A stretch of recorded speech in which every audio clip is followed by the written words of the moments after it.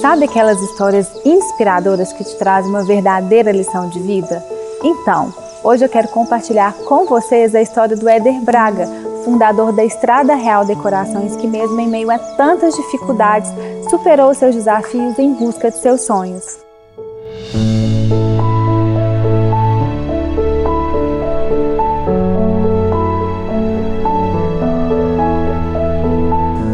Nós estamos aqui, em Materlândia, Minas Gerais, onde o Éder nasceu e foi criado para ouvir de seus amigos e familiares um pouquinho da sua história.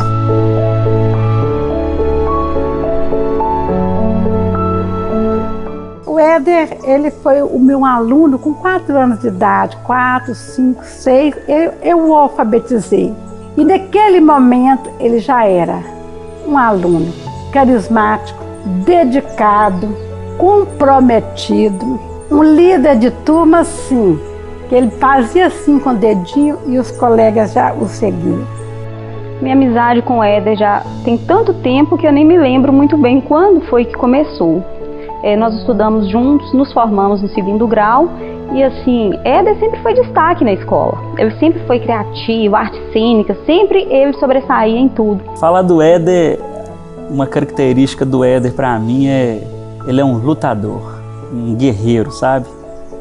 Como proveniente de família carente, nossas famílias eram muito pobres na época, a gente sofria com o problema do alcoolismo do pai, então nós fomos acolhidos na creche ainda muito novos. Éramos 8 crianças, num período que a cidade não oferecia recursos e a gente passava a necessidade do alimento. Nossa dificuldade era essa mesmo, que o tempo todo era trabalhando, buscando água na fonte e lavando roupa, né, e buscando lenha no mato. Então a dificuldade maior era essa, porque nós não tínhamos tempo de cuidar da família direito. Teve uma vez que a gente ficou sem nada, né, para almoçar. E eu falei assim, a gente vai correr atrás, vai caçar alguma coisa. Aí eu fui atrás de uma mandioca. Cheguei com essa mandioca, cozinhei. Quando ele chegou, estava com aquele prato de mandioca cozidinha, branquinho, deliciosa, comendo aquelas mandiocas. E feliz com um copo de café. Você imagina para ele uma alegria, comendo todo mundo junto, todo mundo junto. Até os de fora que chegavam para compartilhar com a gente. E aqueles detalhes, pequenos detalhes, um aniversáriozinho que a gente fazia, né? Um bolinho assim de aniversário, contava a história e ficava todo mundo rindo, todo mundo alegre. Tinha uma vez que eu fiz um bolinho, né, no forno, e o bolo não tinha pó royal, né, Betinho? Para colocar no bolo. Aí quando tirei esse bolo do fogo, cortar esse bolo, o bolo estava duro. Aí eles comeram assim mesmo, que é alegre assim mesmo, né? Aí eu falava assim também, eu vou pôr um tapete vermelho para a senhora andar, mãe, agora a senhora é a princesa, a senhora é a dona, a senhora é a tal, agora eu ainda vou trabalhar ainda, nós vamos ser ricos, nós ainda vamos ser ricos. E eu ficava olhando ele assim, assim, vai sonhando, Éder, vai sonhando.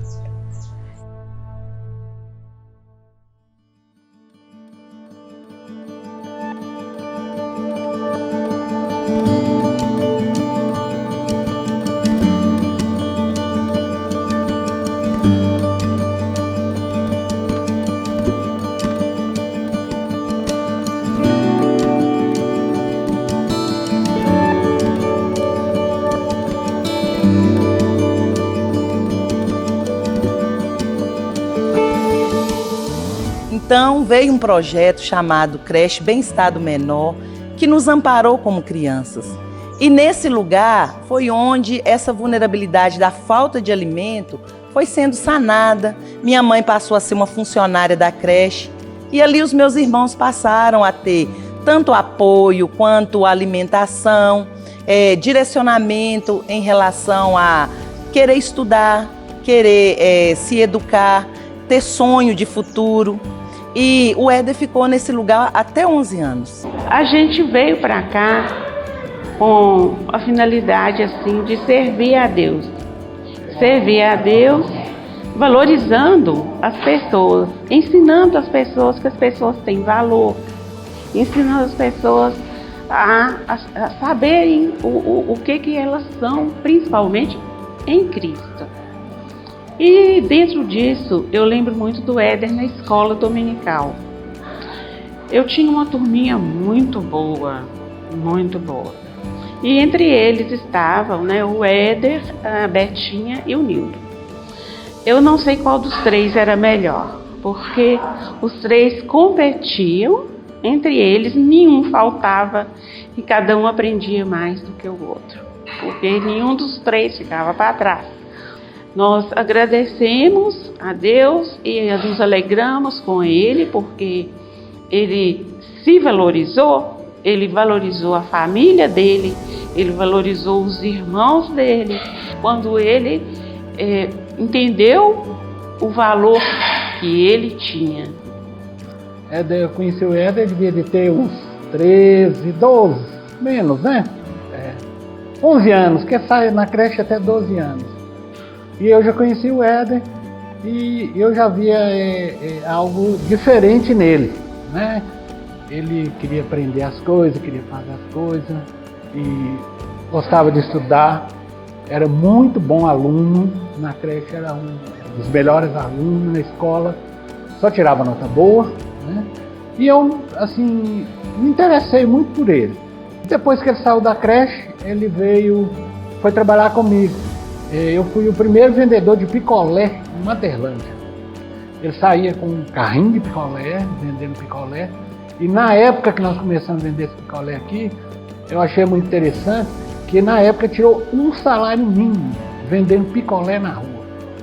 Aí vendia muito, mas ficava. Pegava 9 horas da manhã, quando era verão, e até 6 horas, até na hora de ir para a escola. Chegava lá, entregava o carrinho e tomava banho e ia para a escola.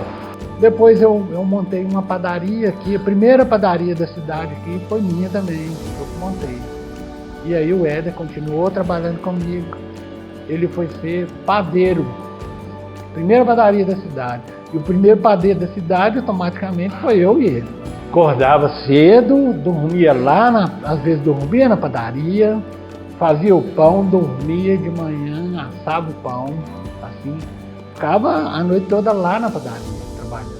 Porque o sonho do Éder era crescer. Então essa trajetória dele na creche, no trabalho, na prefeitura, na rua, ele nunca rejeitou nenhum tipo de trabalho. Se tinha que ganhar um dinheirinho, tava o Éder lá para trabalhar. Éder é um vitorioso, é um vencedor. Quando ele foi para Belo Horizonte, não foi fácil para ele. Eu já morava lá quando ele foi. Ele passou por muita coisa e, como diz ele, procurando emprego, o dinheiro de ônibus ele não tinha para voltar para casa. Nossa, ele foi para lá trabalhar numa padaria, não tinha hora para nada.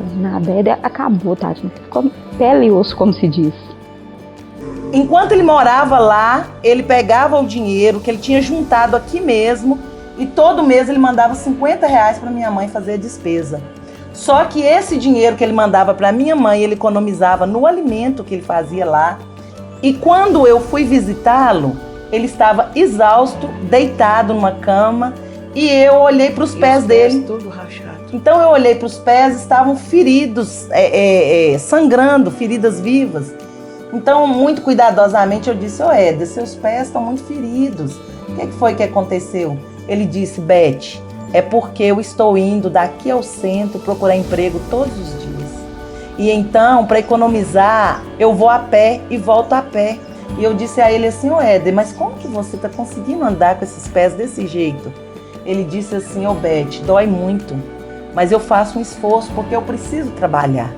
Se eu não conseguir trabalhar aqui, eu vou ter que voltar para minha cidade. E não é o meu projeto nesse momento.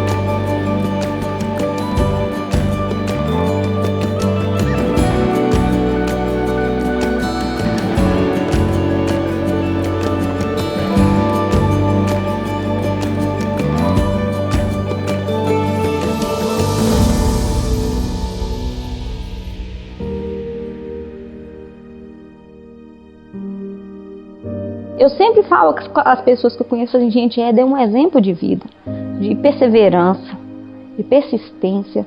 Ele teve tudo para dar errado na vida dele e ele conseguiu.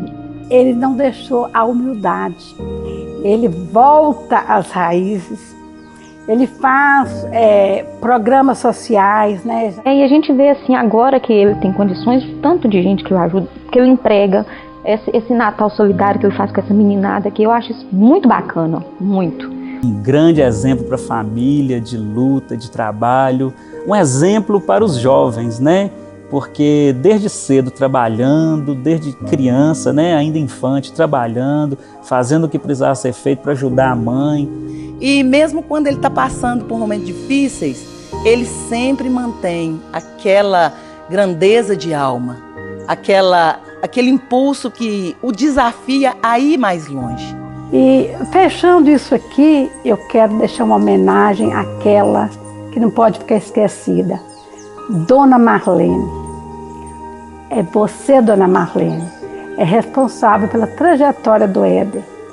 A gente sabe que mulher guerreira que você foi. Ô Éder, eu te desejo felicidade, muito amor, muita saúde, viu? E que você tenha muitos aniversários felizes. Ô Éder, em primeiro lugar, meus parabéns, tudo de bom para você. E é um privilégio eu poder estar aqui, estar falando sobre você, e vai em frente, que Deus está abençoando você, não esqueça, tá? Éder, feliz aniversário, que Deus continue te abençoando grandemente e que coisas maravilhosas aconteçam na sua vida. Você sabe o tanto que eu te quero bem, o tanto que você é importante para mim.